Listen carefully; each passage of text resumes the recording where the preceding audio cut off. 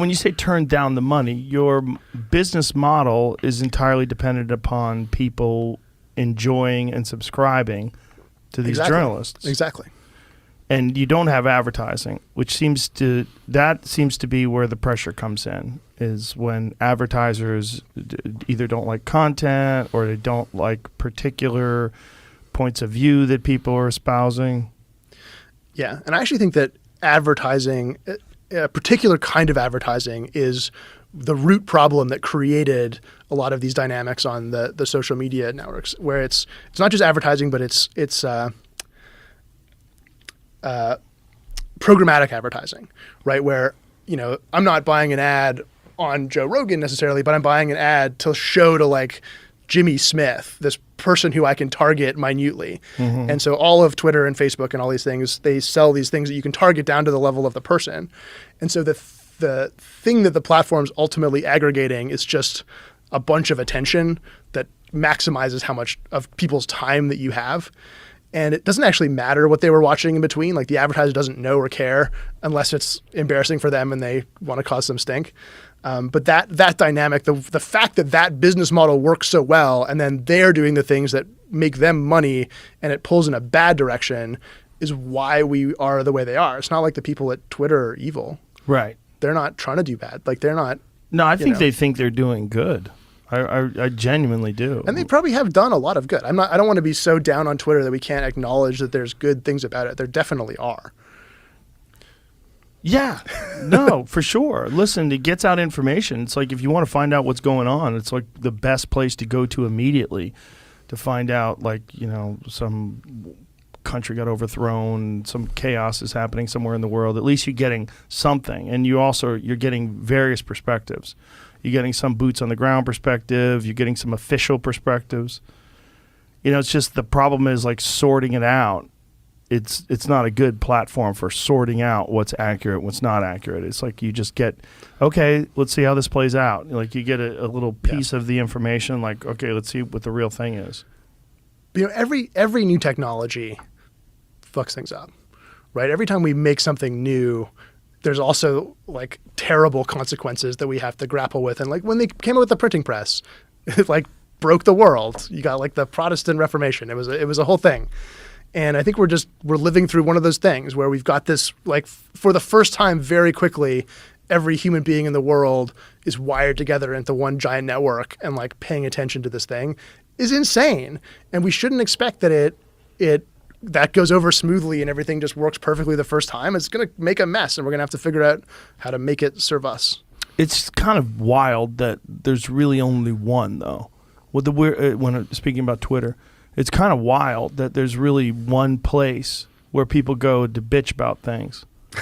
I mean, it really is. I guess people go to Facebook too, but I don't read that either. It's just every time I go to Facebook, it's like these long diatribes and people screaming in the comments, and it's kind of the same thing. But Twitter, in that short format of tweeting and quote tweeting and that kind of thing, it seems like it's bizarre that it's also bizarre that no one has replicated YouTube successfully. Like YouTube has, as much as you might not like the algorithm, it's fucking genius in that it really does captivate people. I mean, and it really is dependent. Like my friend Ari did a test once where all he looked up was videos on puppies. That's all he looked up. And he goes, and what do you know? My fucking algorithm's all puppies.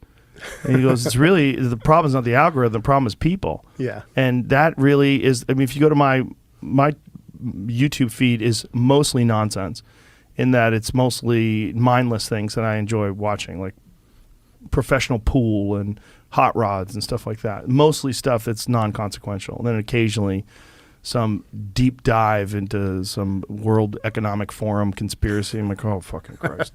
It's not bad to have stuff that's fun, though. Yeah. We don't want a world with no puppies. Yeah. Just that shouldn't be the only way that we find out everything about the world. But it's just fascinating that these algorithms, you've seen The Social Network, the documentary.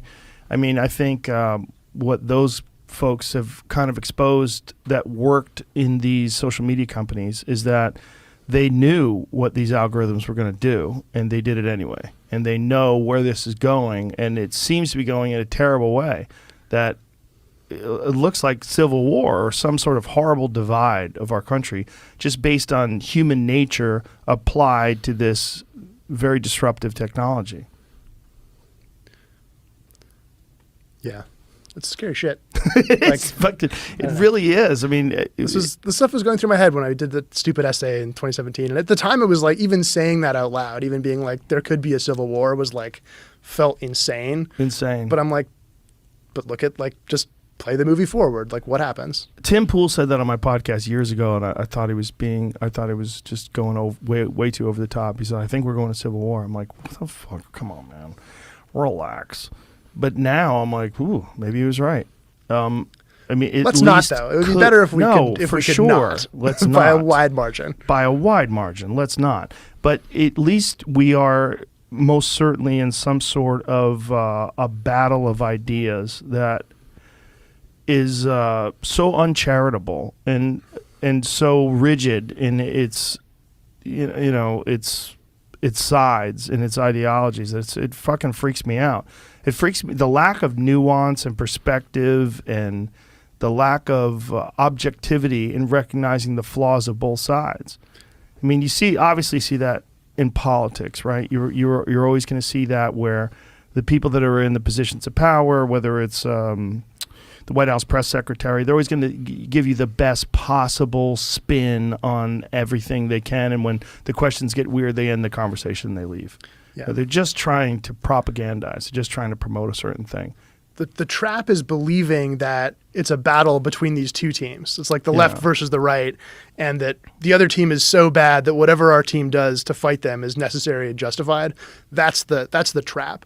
Right. And the reality is, it's like everybody who's sane versus actually a tiny minority of people who are nuts, but who have like massive amplified power because of the way these dynamics work and the way that institutions have played out in this, the whole thing. Also, the things that they're talking about, they're consequential. Like when you have a small amount of people that are arguing about things or yelling about things, these things are consequential, and these are these little battlegrounds that these ideas play out on, and they recognize the significance of these battlegrounds, and they put all their time into it. And then you have a lot of people that are just like genuinely mentally ill because of these platforms. I think it's ramped up anxiety at an unprecedented level.